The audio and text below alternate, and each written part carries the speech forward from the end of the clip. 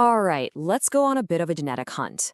We're looking for the ghosts of the Indus Valley Civilization, a people who built one of the world's very first great urban societies, and then, well, they seemingly vanished. But what if their story isn't lost at all? What if it's actually written in the DNA of millions of people who are alive right now? And that's the big question, isn't it? The Indus Valley Civilization, or the IVC, was huge. It was incredibly advanced. And then it just sort of faded away. Its cities were abandoned. But a civilization isn't just about buildings and pottery, it's about the people. So where did they go? Did they just disappear? Or are their descendants walking among us today?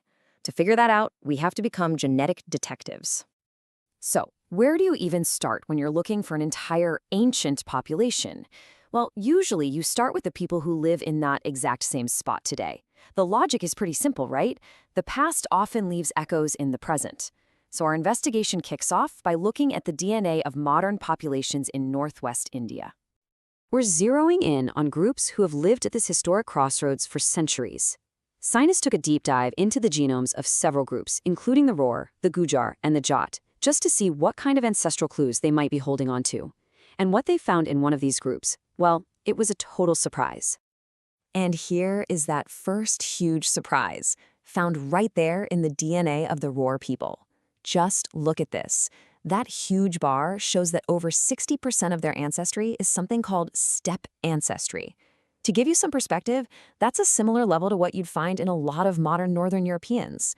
It's a really powerful genetic signal that points all the way to Central Asia. Okay, so let's quickly break down what we're talking about here.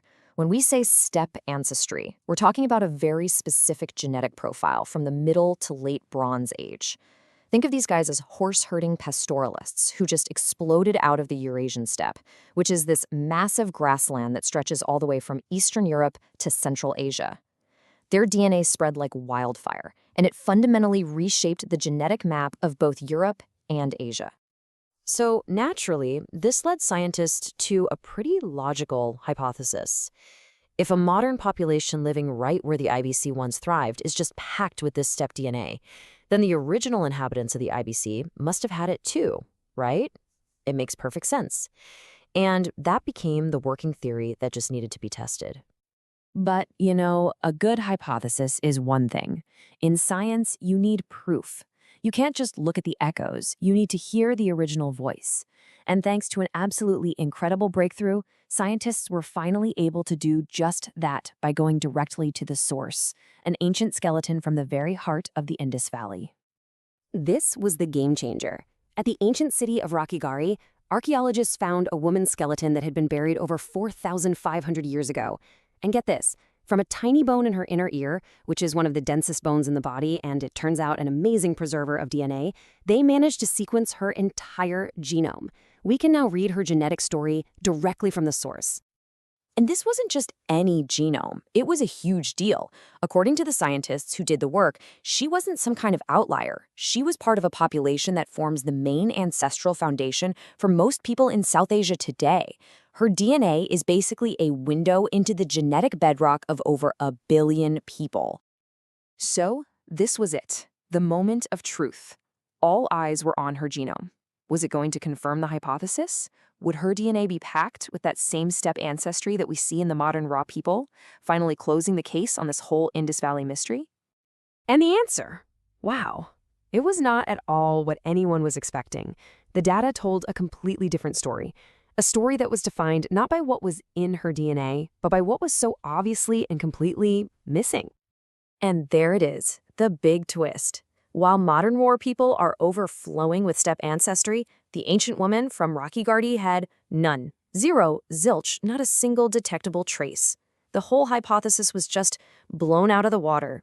The people who actually built and lived in the Indus Valley civilization were genetically a completely different group from those steppe pastoralists. So, if she didn't have steppe ancestry, what did she have?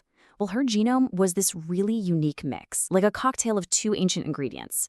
The biggest part is related to ancient hunter-gatherers from the Iranian plateau, and the smaller part comes from a lineage of ancient hunter-gatherers from South Asia. This specific genetic recipe in its pure form doesn't exist anywhere on Earth today. But wait, it gets even more interesting. This Iranian-related ancestry she had was ancient. Her ancestors actually split off from those other Iranian groups over 12,000 years ago. That's way, way before farming even got started. This tells us she descended from a totally separate and much older group of hunter-gatherers who were native to the region. Okay, so let's pause. We have what looks like a total contradiction, right? Modern people in the region have tons of steppe DNA, but the original IVC inhabitant had none. But it's not a contradiction at all. In fact, this is the key that unlocks the whole mystery. It lets us piece together a timeline of what really happened. This timeline really lays it all out. First, at the height of the IVC, you have a population with this unique Harappan genetic profile, with absolutely no steppe DNA. Then, after the IVC started to decline around 2000 BCE, new groups carrying that steppe ancestry began to migrate into the region. And finally, these newcomers mixed with the descendants of the original IVC population, and that created the new genetic profile that we see in people like the Roar today. Honestly, the best way to picture this is like an archaeological dig, but for DNA. The bottom layer is the original pure IVC population. Then on top of that, a new layer of steppe migrants arrived, and over thousands of years, those two layers have mixed and churned together to form the soil, the modern gene pool that exists today.